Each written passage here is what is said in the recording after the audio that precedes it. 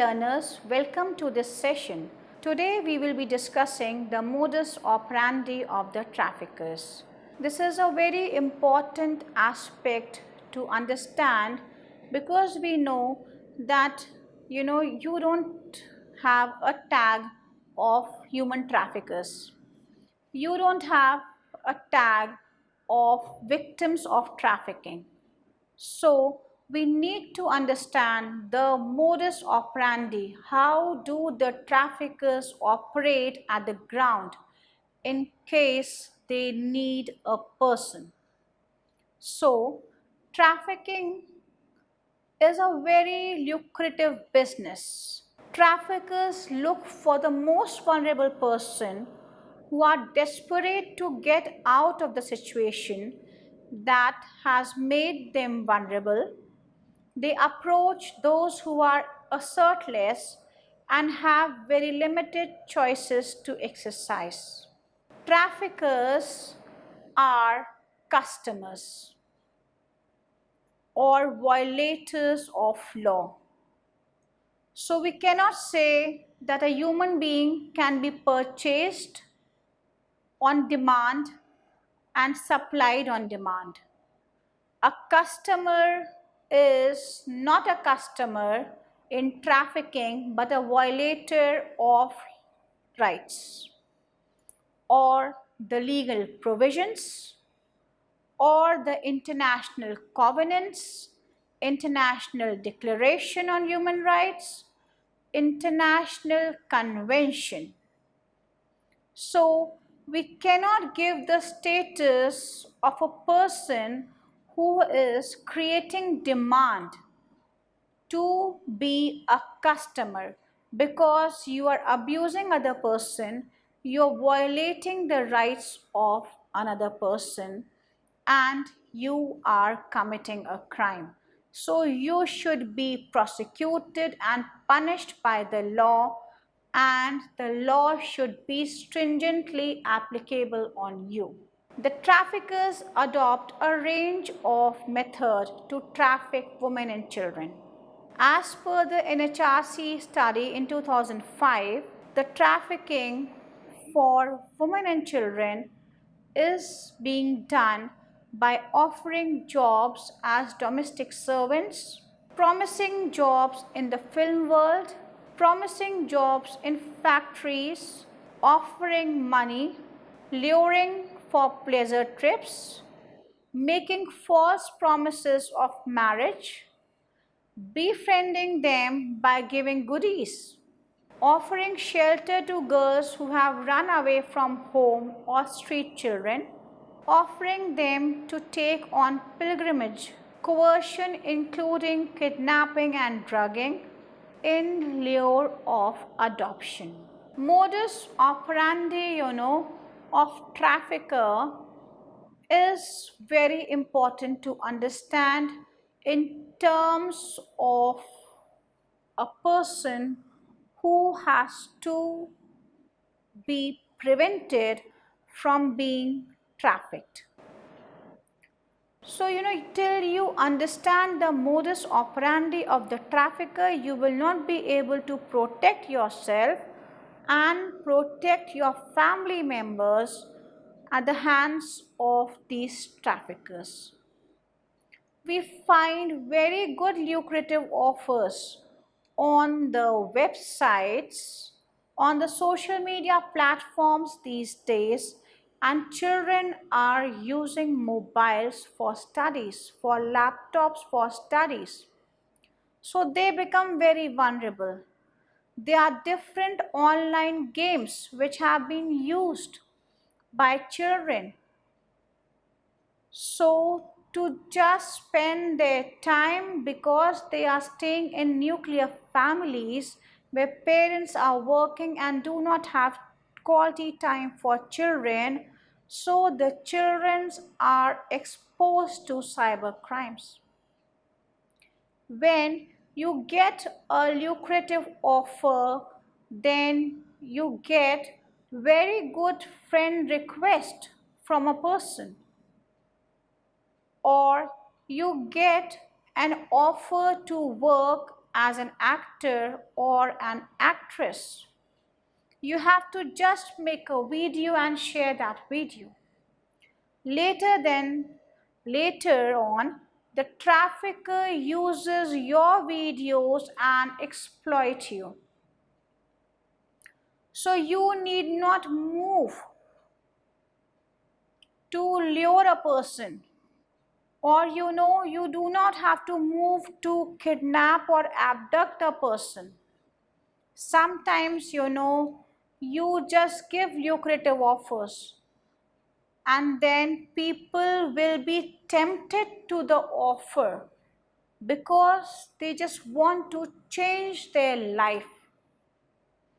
Suddenly, children want to become rich, or even youngsters want to become rich in a few days. So, can we become rich by not putting in the required labor, by shortcuts? Showing a very big house on the internet is always a charm for the youngsters. So they can be abused. They are vulnerable. They do not understand the pros and cons of their decisions. If you tell a parent that, okay, I will take your child for education, that child will work and will get 3 times meal, will stay in a good environment, will grow as a able citizen, every parent will like to send the child. Where people say that I will get your daughter married without dowry. Dowry is prohibited in India. Still, we have dowry issues.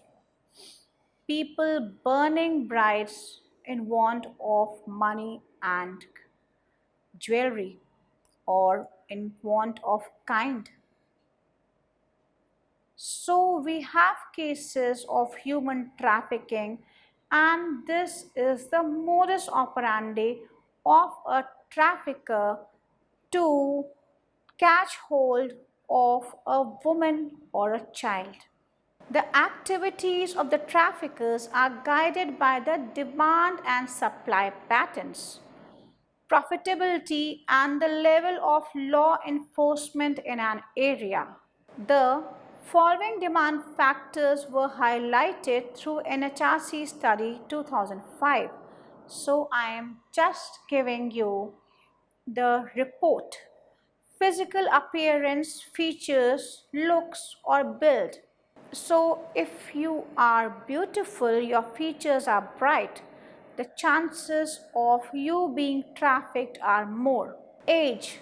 The younger girls are more in demand for trafficking. In some regions where the girls are good looking or the children are good looking, they are more in demand. Virginity is another factor. Complexion. Everyone wants a fair skin. And so we have advertisements coming across the media and televisions and on the social platforms, how to get a fair skin. So dream is always to get a fair skin. Nobody talks about a dark skin with so much of goodness. So your dream is to have a fair skinned person to exploit. Submissiveness, readiness to surrender to all kinds of perversions and exploitation. This is why you need a child who is of a younger age so that you can exploit that child and to use him to the best of your utility. Trafficking in children for illegal adoption or in the guise of adoption for other purposes. When trafficking in children is done for illegal adoption, the following criteria are looked into. age, complexion, features, absence of parents or competent guardians, gender, sometimes you prefer boys, health, a healthy child will always be preferred in terms of a child who is malnutritious. So it is very important that we have adoption laws in India. But trafficking in children is done for adoption because you want to earn lot of money. If age is a criteria, then you want a small child to be sent in an adoption. You must have heard the media reports that after the birth, the child got missing from a hospital. This is a case where they steal children for giving them an illegal adoption.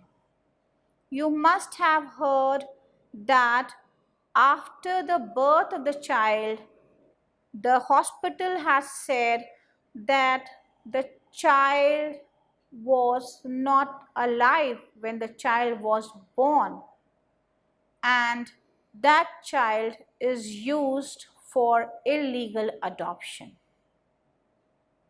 You must have heard cases where people talk to the prospective parents that your first child will be ours. Even some people give money to the male or the grooms and their family members that when you give your son in marriage, the first child will be ours. So they plan. Even your vulnerability is used as an opportunity in cases of illegal adoption. Modus operandi of trafficking for begging. You must have seen children on the streets asking for alms. If I tell you that a very good looking child, a well dressed child will stand on the roads and ask for alms, will you give him money?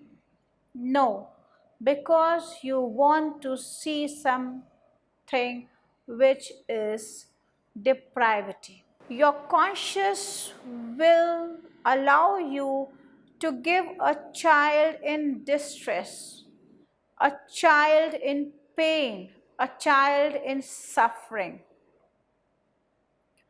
You must have seen small children being in the hands of ladies asking for alms. We have Indian Penal Code which prohibits begging.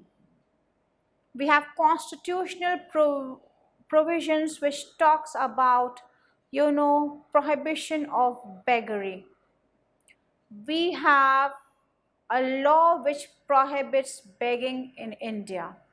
Still, out of your religious considerations, your sensitivity, you tend to give alms to people who want on the streets. But you are not helping these people, you are making them more vulnerable, because whatever they take from you reaches to the trafficker.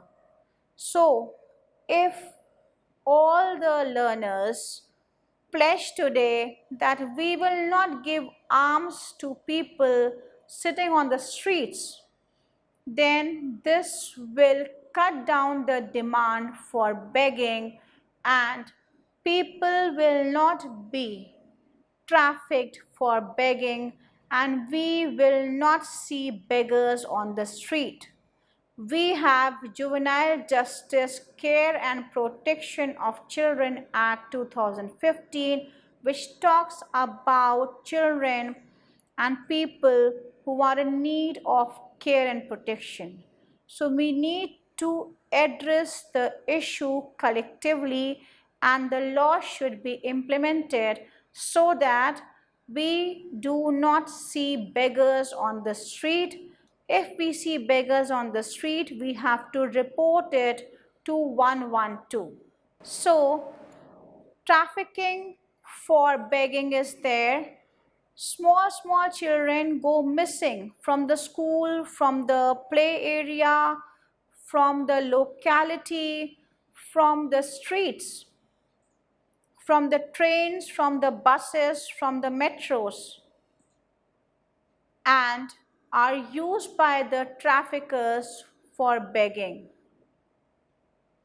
People hire habitual criminals to work as domestic help and use the children for begging. We have seen a Bangalore case on this. So we need to be aware about the begging law in India. We need to be aware of this fact that begging should not be allowed, and we should not give alms keeping in view our religious sentiments or our moral sentiments. If you want to contribute to the well-being of the people, there are a lot of NGOs working for children who are in need of care and protection, or children who are in conflict with law. You can pay at the temples. You can pay to the different homes for children, for old people, for for people who have some deformity, or for people who are vulnerable because they belong to a particular group but do not give alms on the street.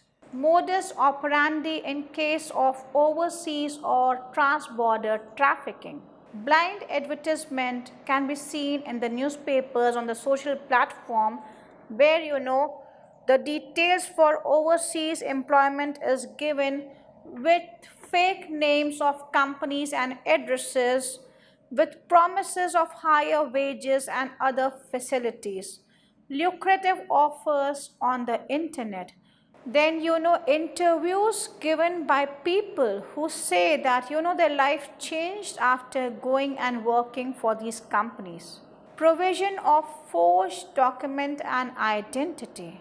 Hidden identity to be created by these people. Performance of marriage. Highly networked people, traffickers who are engaged in cross-border trafficking make frequent visits to foreign countries for the purpose of procuring, selling, or purchasing the victims of trafficking. And in the present day, you don't have to move. Your computer or your laptop, your mobile will get people for you. So you can see so many pictures on the social networking sites. You can see so many videos on the social networking sites. You can contact people on the social networking sites. You can create fake IDs, fake identities on the social networking sites and traffic. So they are highly networked people. They work with hackers. They understand the vulnerability issues, and you don't have to cross the borders. Sitting in Australia, you can commit a crime of human trafficking because you are connected by the internet. So with technological intervention, now you don't have to move. You have the data of people and their vulnerability in an area. In terms of natural calamity, you can just hire local people in that area and give them some money and they will work for you. Pimps, madams, mediators work for these people and they operate from the international borders. So we need a law to address this kind of a crime. International recognized definition of human trafficking.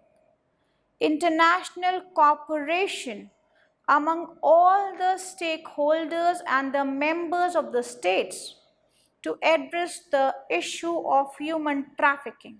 You know what happens when the victim is taken away from her place? So, the modus operandi used during transit at destination.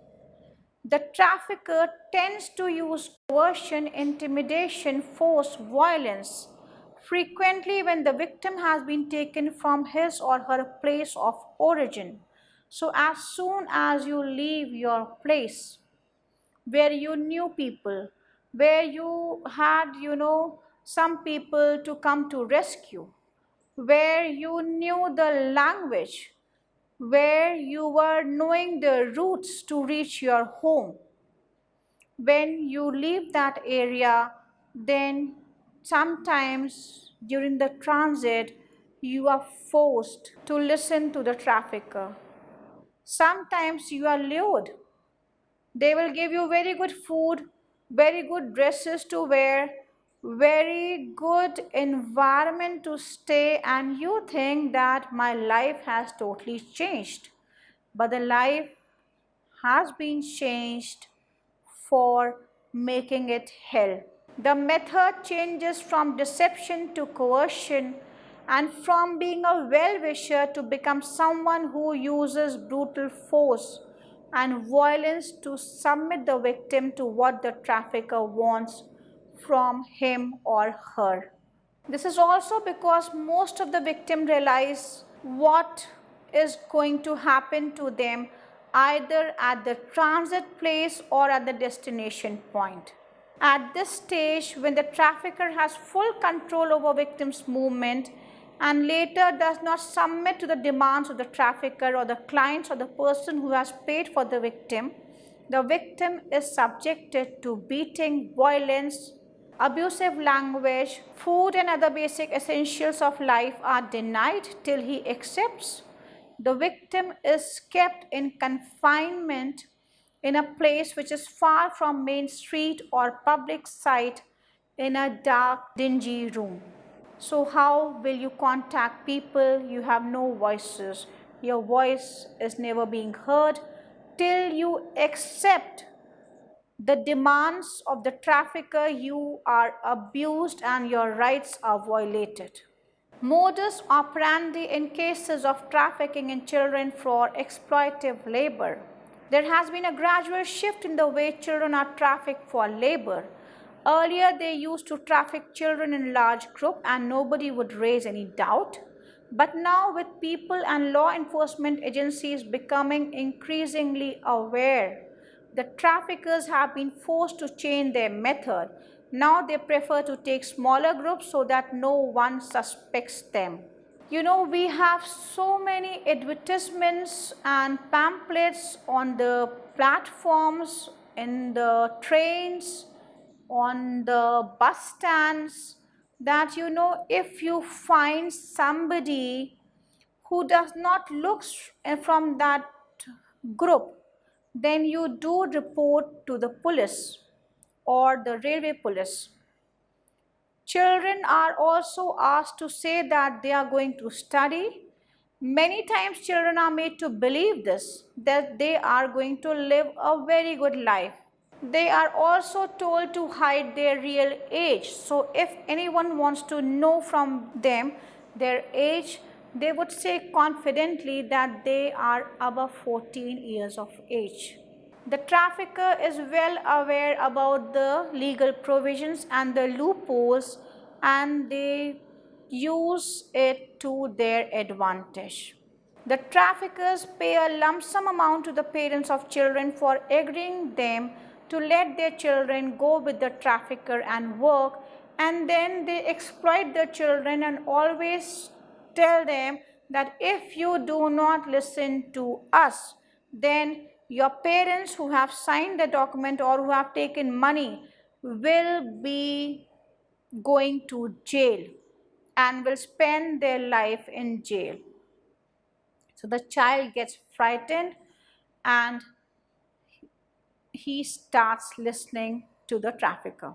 The trafficker also promises them that children would be taken care of with proper food, clothing, money per month. In some cases, particularly in cases where girls are there who are taken to cities to work as domestic help, traffickers promise that they would send the child to school as well as allow her to come regularly and meet the parents. But this never happens. After 3 months, 6 months, the child gets missing. And out of the vulnerability, the parents also do not report the missing children, and these people or these children are exploited by the traffickers. Modus operandi in cases of trafficking for organ donation. We have seen that there is a huge demand for organs in the country, for kidney, for lungs, for heart, for plasma, for blood. So there is a nexus between the traffickers, doctors, advocates, police officers, middlemen, and some governmental agencies, including the committees. We have a organ transplantation act wherein the committee has to take into decision. The doctors are a party to that committee. So, can they not ascertain whether this is a case of a fair donor or this is a case where the papers have been fabricated and the person has been used out of his vulnerability to give organ in donation? The donors are usually the poor people who are often the migrant laborers, including children who have been found by the traffickers. So these are the victims. The traffickers and middlemen involved in this business in different states lure the donors with huge amount of money ranging from 50,000 to 1 lakh, and the donors belong to different states of India. Once the potential donors are identified and lured, the trafficker bring them to the main demand centers. The donors are categorized according to their blood groups. Files are prepared in the private clinics of their operating doctors. Lawyers prepare false affidavit on behalf of the donors and recipients of and at least that the donor is of donating kidney on humanitarian grounds and that no money is involved in the entire transaction. So we have whole nexus of people working in organ transplantation. The operating doctor also tests, and the lab tests are being done and the reports are fabricated. The authorization committee approves the removal of the organ from the donor and approves for the transplant to be carried on. The committee usually does not verify the details of the transplant, and it has been observed that the rules and procedures are not followed in strict sense by the committee members, and there the chances of people being abused and being used for organs increases. The donor in this case suffers a lot because the donor out of his vulnerability agrees to give his organ without knowing the repercussions. The donor is never given the profit or the money. He is only being paid a minimum amount of money. So the middleman benefits from this organ trade. A person who needs the organ pays a hefty amount to these people, the traffickers, and the donor never gets proper medical attention after the transplant is over. Even his dietary requirement is not fulfilled by the traffickers. Post-operative care is either inadequate or absent in cases of organ transplantation. As a result, the donor suffers from severe weaknesses and contacts other ailments. Sometimes, they also do not survive, and evidences have been seen as per the NHRC report 2005 that their dead bodies are thrown into rivers or jungles or cremated as unclaimed bodies. So now we have understood the modus operandi of the trafficker. It is very difficult to understand who is a trafficker, and the modus operandi also changes with the change in time. The vulnerability factor is also not the same every time. So a person may not be vulnerable at a particular point of time, and out of calamity, emergency, other exigencies, he can be a vulnerable person. So, if the laws are not implemented properly, if poverty, inequality, unemployment is not addressed by the stakeholders, then people become vulnerability. And the modus operandi in every case changes. So you cannot have a strict jacket or a strict compartment of the modus operandi for labor, for organ trade, for sexual exploitation, for hazardous employment, for drugs. So the technology changes, the mindset changes, the modus operandi changes. What needs to be done is awareness, proper implementation of law, and a sense of responsibility towards the fellow men. In the end, I would just like to say that stay safe and stay aware so that you do not become prey in the hands of trafficker. Thank you for this session. Have a nice day.